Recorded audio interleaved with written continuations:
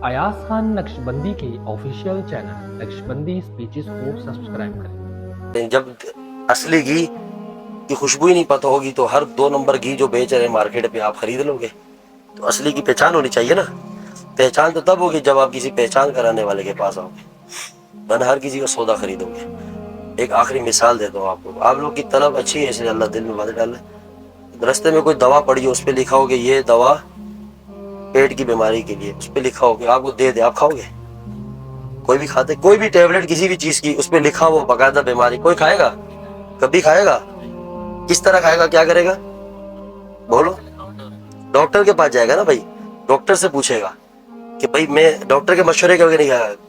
इतना फिक्र है ना अपने, तो फिर हर किसी एरे गेरे के पास कैसे चले आते हैं दीन के मामलात में, और खुद से कैसे कर सकते हैं? तो कोई डॉक्टर जरूरी है ना। उलमा के बगैर दीन समझ ही नहीं आ सकता, आ ही नहीं सकता। ना हम समझ सकते हैं, ना हमारे उसके ना बुखारी शरीफ समझ आएगी, ना कुरान की तफसीर समझ आएगी। कोई खुद से उठा के बुखारी शरीफ पढ़ना शुरू करे, तफसीर पढ़ना शुरू करे, वो कहीं और निकल जाएगा। वो इंजीनियर मिर्जा का भाई बन जाएगा दूसरा। ये एक उम्मत का सबसे बड़ा फितना। नाम नहीं ले रहे थे, पीछे दफा पक्का वजू किया था लेकिन फिर टूट गया, नहीं करते।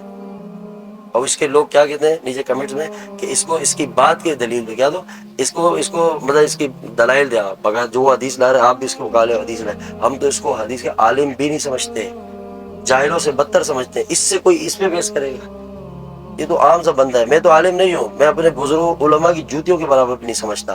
तो इसको हम तो इसलिए इससे इस तरह बात करते हैं। ये इल्म रखता ही नहीं, इससे इल्मी बहस कौन कर सकता है? इसको इल्म का आइन नहीं पता, टके का नहीं पता।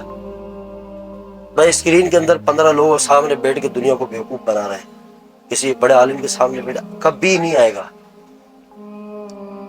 तो फिर इस तरह के लोग, मुख्तलिफ लोग बुखारी शरीफ पढ़ के उम्मत में फितना बन जाते हैं। अब आलिम को पता है, उसने एक उस्ताद से पढ़ा है, उसको कुरान की तफसीर, आयात का पस मंजर, जिस वक्त की नजूल है उस वक्त के हालात, फिर वो अपने बड़ों से एक एक चीज समझते हुए आ रहे हैं। फिर हदीस के क्या मामलात हैं अंदरूनी, उसकी बड़ी डीप है, बड़ी कंडीशन है।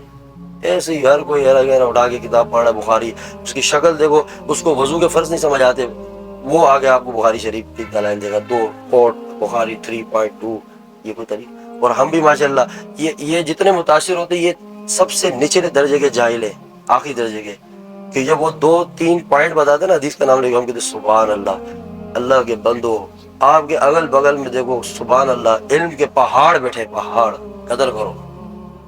याद रखना, ऐसे ऐसे बैठे हैं कि उनकी किसी किनारे पे क्या जर्रे पे भी ये बंदा नहीं आता है। ऐसे ऐसे लोग इस वक्त मुहद्दिस बैठे हैं, उलमा है, फकीह हैं, जिनको अल्लाह ने नवाजा है, लेकिन हम उनसे दूर हैं क्योंकि अपने नफ्स के मुताबिक दीन दे रहे हैं ना, वो इसलिए सबको मजा आ रहा है, चस्का लगा हुआ है। और एक बातिल की जो मेहनत हुई पिछले 20 साल के अंदर कि उलमा से बज़्ज़न किया जाए आवाम को, वही तबका जो खामोश बैठ गया था अफगानिस्तान में मुजाहिदीन की फतह के बाद कि भाई ये कैसे तालिबान मुजाहिदीन आगे आ गए, आज वो तबका, अब वो इस तरह का बंदा आ रहा है, वो दोबारा उलमा पे तनकीद कर रहे हैं। उनको मौका मिल गया ना, इसीलिए ना जाए हर तरफ। जो आप बाकायदा चल के कदमों को लेके जाए और उलमा की जूतियां उठाए, उनकी सोबत में बैठे, ताकि दीन आपके अंदर आएगा तो इसका मतलब आपकी नस्लों में आएगा, और आगे दज्जाल से भी वो महफूज रहेंगे। ऐसे फितने आएंगे, फिर इन सब का जो गॉड फादर है, जो बड़ा बाप है, जिनका खुदा है, वो असल दज्जाल है। कि उसके चेले जो इस दौर में आके उम्मत को गुमराह कर रहे हैं, जिसमें मिर्जा कादियानी आया, गौर शाही आया, अब ये आया, इस तरह के बहुत सारे आते रहेंगे। इसलिए एहतियात करेंगे इंशाअल्लाह।